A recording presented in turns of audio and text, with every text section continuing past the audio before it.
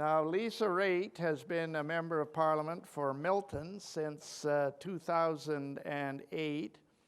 During the previous government, she served as Canada's Minister of Natural Resources, Minister of Labour, and Minister of Transport.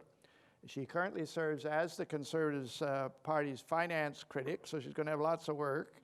And prior to election to the House of Commons, Lisa was the President and Chief Executive Officer of the Toronto Port Authority.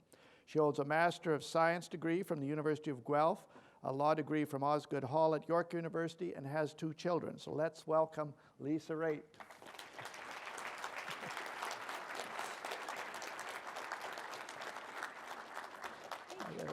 That's great, thank you. Good. Hi everybody, how are you? Doing good? I'm at the end. Stay awake, we're almost done. We just had a small wardrobe error over there in terms of trying to make sure my mic is there and going, but it's okay, and it's great to be here today, and thank you very much for taking some time out to come in and listen to all of us. I'm delighted to be here with my colleagues, Maxime Bernier and Tony Clement, who are also my very good friends in the House of Commons. And it's been a great 2 days, having had a chance to talk to some old friends and to get to meet some new ones as well, because we're all dedicated to the Conservative movement in our great country of Canada. So for those of you who haven't met you yet, I can give you a little bit of information about myself. Now, I know it may be a little surprising, given the way that I pronounce my R's and the fact that I have an incredible collection of Cape Breton tartan. You would not know that I'm not a native Ontarian. I represent Milton, but I grew up in Cape Breton Island. I'm a very proud Cape Bretoner as well. Cape Breton, thank you. I came from a part of the island that's known as Whitney Pier. It's a pretty hard scrabble kind of place. In fact, it's exactly where the steel plant was. And if you look in my backyard, that's exactly where the steel plant was. And beyond there were the tar ponds. So I come from a place that is well known for hard work and industrial fortitude. My upbringing was less than traditional. I was actually brought up by my grandparents, Collie Angus and Tootsie. Yes, that was her name, Tootsie McCormick. I was the youngest of 7 kids in the household. My father was a union leader. Fun fact, when I was Minister of Labour, that did not go over very well. He represented Cape Breton labourers, and I would go door to door with him as he talked to people about their issues, and oftentimes trying to persuade them on how to vote. He was a proud socialist, and I was his pamphlet carrier. Now, when I was 11 years old, unfortunately, Collie passed away, so it was left for me and Tootsie to work out in life. You know, it's funny when I think back about growing up, and especially that time in 1979 when he died, I never really thought that we were poor. And I bet you a lot of you in the room have that same kind of feeling when you look back in your life, but you recognize and you realize now that quite frankly we were. But we were very proud people, and we prided ourselves on being no different and no better than anyone else. We didn't think the world owed us anything. And in fact, we didn't claim EI. We never went on welfare. And growing up with my grandmother, I learned to live like a senior, which meant living very conservatively within our modest means. And when our means were not enough, that meant I went out to get a job. And literally at 11 years old, I started my 17-year tenure at the Dairy Queen, which is very true and probably against a lot of labor laws. But nonetheless, what they say in my family is very true, that while some people received a silver spoon in life, I received the red Dairy Queen Blizzard spoon. But the lessons that she taught me as Conservatives were the right ones. They're the ones that I pass along to my children every day. Now, nuns taught me in high school and in undergrad, nuns taught me both in high school and elementary school. And what they taught me was that it's not enough to just be smart. It's what and how you apply it. They encouraged me to challenge myself, take that hard road, even when you were unsure of whether or not you'd be successful. But with perseverance, I got a master's in chemistry, and I did graduate from law school. I took my first job at Toronto Port Authority's General Counsel when I started paying off my student loans, and I became Canada's first female harbour master at a national port. I had 2 children, JC and Billy. Life was busy. There is not a sport that my family does not partake in or drive to. It is hockey, basketball, soccer, lacrosse, football. It's absolutely everything. It keeps us grounded and it keeps us together as a family, and it's very important to us. I moved up at the Toronto Port Authority and became president and CEO, and that was the first time that I came across the Conservative Party as it is now in Stephen Harper. The Liberal government at the time was set to shut the port down, hand it to the City of Toronto, and David Miller wanted to shut the island airport. Had the government followed through on the plan, of course, there would be no porter today. So I was dealing with a dysfunctional government for many, many years that couldn't take decisions, Mr. Dithers, as we well knew him. And in 2006, there was a change in government, and I started working for a different government. It was smart, and it was focused. And I knew that that was a leader I could be proud of and work with. Shortly after, I met a good friend who became my lifelong mentor, and that's Doug Finley. We were supposed to meet in Toronto or in Ottawa. We ended up on the same night in Montreal for completely different reasons. It was quite the meeting. He was animated, he was passionate, which means he yelled at me a lot. We argued as much as we agreed on, but he was amazing, and I'm so grateful for his friendship and from what I've learned about him and from him. Now, he was very interested in the fact that I lived in Halton. That's because it was a riding that was represented at the time by Garth Turner. And I know I'm not telling tales at a school when I will tell you that winning Halton was important, but really beating Garth Turner was very important to Doug Finley. And I'll give you the quote.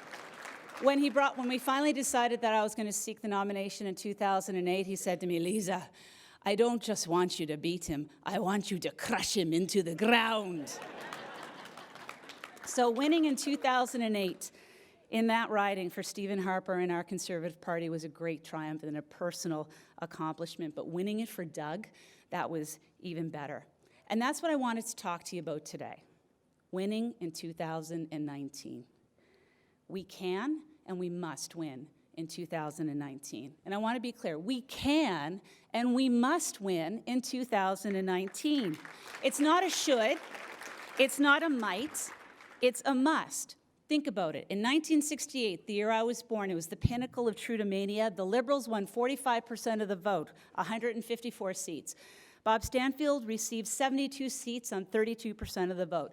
4 years later, Trudeau's vote was 38% and ours was 35%. Final tally on seats, 109 to 107. So what about October? Well, Justin took 39% of the vote. We took 32%. So while I'm sure at the height of Trudeaumania in 1968, there were some discouraging times for Tories, history will recall it shouldn't have been that way. And history is not repeating itself, but if it is, I can assure you, it is in name and name alone, because Justin is not Pierre. And if history has to repeat, what we learned from this is this, that it would be very foolish to ignore the fact that our best time to win is in 2019. And that is why we must. We have a strong and a great foundation to build from. Modern Canadian Conservative Coalition leaders, Brian Mulroney, Preston Manning, who is here today, Stockwell Day, Peter MacKay, Stephen Harper. Rona Ambrose is demonstrating strong, decisive leadership in the interim. We have Conservative trailblazers across the provinces. Jamie Bailey from my home province of Nova Scotia, Patrick Brown, my former colleague here in my adopted home of Ontario, Brian Palliser, Premier Brad Wall, Brian Jean in Alberta. All of these guys embolden the legacies of Mike Harris and Ralph Klein. And make no mistake, this is a Conservative Guard that is absolutely needed, because Liberal governments are sending Canada down a very dangerous path. It is a path of deficit and debt. It's a path of higher taxes. It's a path of higher costs. It's a path where people struggle, and it's a path where family struggles. And my friends, I know exactly where that path leads because I grew up at the end of that path. And I am proud what we've done to achieve what we have. We have made life easier for families to make ends meet. We met the challenge of the global financial crisis with Jim Flaherty's Economic Action Plan, and our legacy was one of surplus, thanks to Joe Oliver and our balanced budget legislation.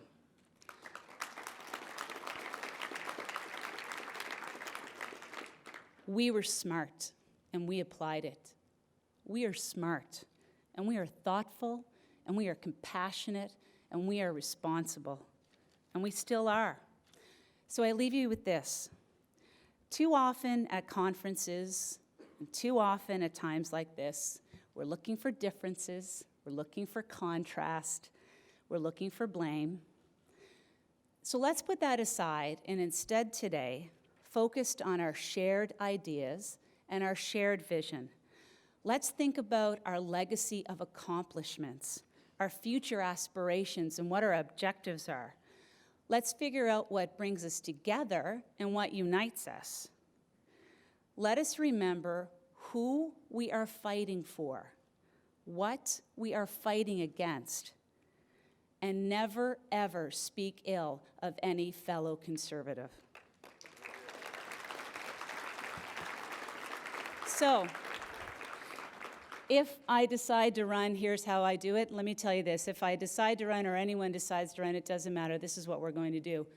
We are going to win in 2019 because Canada cannot afford us to lose. Thank you very much. Thank you very much. I heard a laugh. Yeah.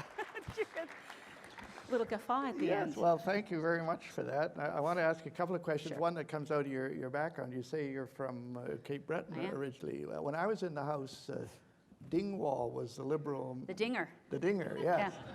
And he was Minister of Public Works Yes. at that time, and we suspected he was a great believer in make work project, that he was going to try and build a wall around Cape Breton in the summer and then tear it down in the winter. But he built a wall, Preston, yeah, outside the university. And then we said the taxpayer got dinged when they put it up, and they got dinged when they put it down. Yeah. That's why it was called the ding The wall. ding So wall, that's yeah. right, that's right. And he literally did build a wall at the University College of Cape Breton. Yeah, we had some fun with that. But given you like your knowledge and your story, what do you feel has to be done to make conservatism, both provincially and federally, more saleable in Atlantic Canada? That's an area that we lost seats in this last time Yeah, around. Roger Kusner once described me as, he said, I couldn't be a conservative because conservatives are scarce as hen's teeth in Cape Breton Island. And, you know, I hear what you're saying about tradition. A lot of what happened in Cape Breton is a good story of what can happen in the rest of the country, and I think that's the communication we have to get out there. There's not a family on Cape Breton Island where you lose 50% of your children because you have to go away to work. And that's a really sad state of affairs. I often say that the loneliest place and the saddest place in the world is to go to the Sydney airport when the planes are coming in from Toronto and you get to see all the grandmothers reunited with their grandbabies that they haven't seen. It's really tough to watch. And I think Cape Bretoners, Atlantic Canadians, we lead with our heart. And we want to know that we're going to do better and that we can make a change and we can do things differently. You know, 40 years of failed experiments on Cape Breton Island has just left it decimated with people who are being paid by the mailbox instead of being paid by the paycheck. And those of us who want to do better, we move away and we try to go back as often as we can and spread the word. But it's not all forsaken. We've got some great people out east who are working hard, who tell how important it is to make your own means and find your path forward and do better and give back to your country and be self-sufficient. And you think that could turn things around there? Basically an economic message? I think an economic message is incredibly important.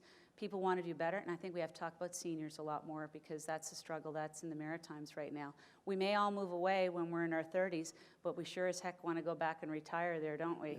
And we end up with having a bit of a lopsidedness in terms of the population. I know Jamie Bailey's struggling with that now, and he's got some good plans.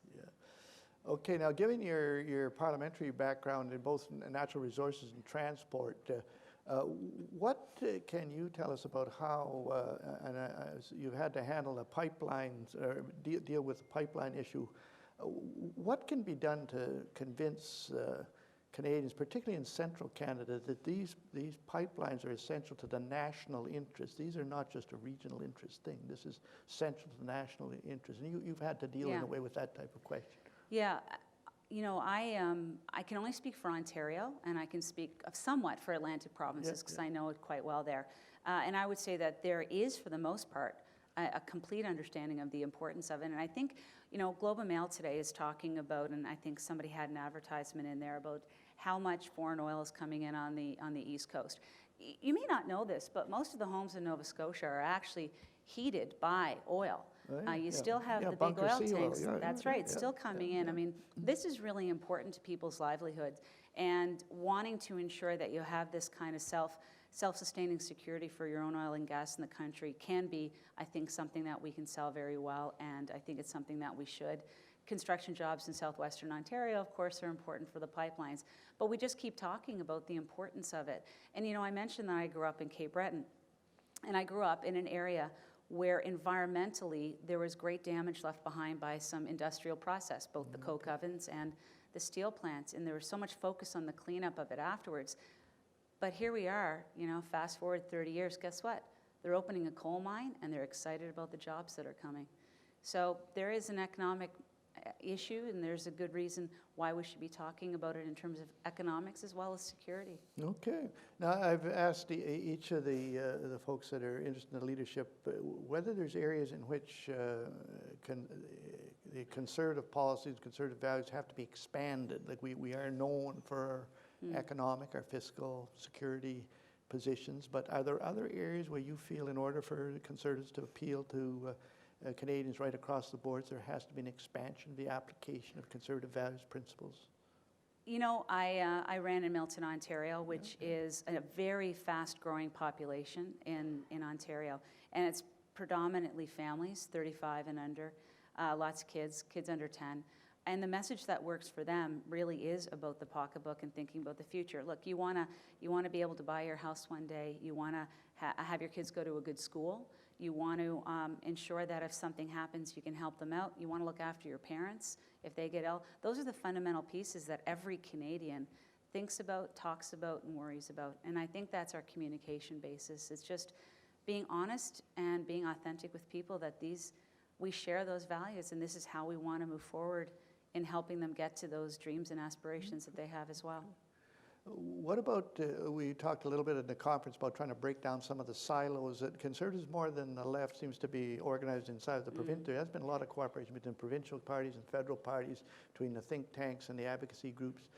Just talking about Ontario, do you see ways and means of strengthening the movement, the cooperation between the federal provincial parties, between the think tanks and the advocacy groups? I think it's all important to bring all the information in order to get the best policy going forward. And I think, this process in the next 2 years is a great forum for that to happen. And I'm excited about being part of it in some way, shape, or form, either through input or through whatever else may be coming. What I would say is this, though. I don't self-align with any particular aspect of the Conservative Party. Okay. I came to the party in 2007, 2008, because I appreciated the strong, decisive leadership of Stephen Harper, and I'm staying at it because my friends who are here and I share the same values, and I know that we'll do the best job for the future of our country. And I think that's what brings us all together as Conservatives. So where would I fit in, though? I mean, I'm a female lawyer from Toronto, originally from Cape Breton. I have a feeling you wouldn't call me conservative, right?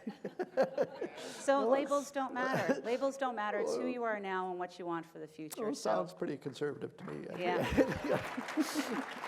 Okay, maybe one last question. We've asked everyone this question. The next generation, the younger generation, and presenting conservatism in a way that would appeal to them and meet their needs and aspirations, some of which may be different than the older generation. What do you see being done on that front? Entrepreneurship. And Tony hit on it, I think, already. They like freedom. I think they want the freedom to be able to not have to work for anyone. Trust me, my 14-year-old does not want to work for me any given day at all. Having him take the dog out is hard enough as it is. But in all seriousness, showing them that there's a way forward where they can achieve what they want to achieve through entrepreneurship, which is great for the country too. I mean, creating that innovative spirit and an entrepreneurial spirit is completely in our bedrock. That's our DNA as Conservatives. And that's what we should be talking to millennials and anybody else who wants to hear about it, and give them a country where they are so comfortable that it's okay to take a little bit of risk. That you don't have to take a government job, as everybody in Cape Breton does. That you don't have to go into these areas where because you're worried about getting a pension at the end. Give them the security so they can take a risk, and boy, you'll see entrepreneurship happen, and they'll come to you. They'll understand.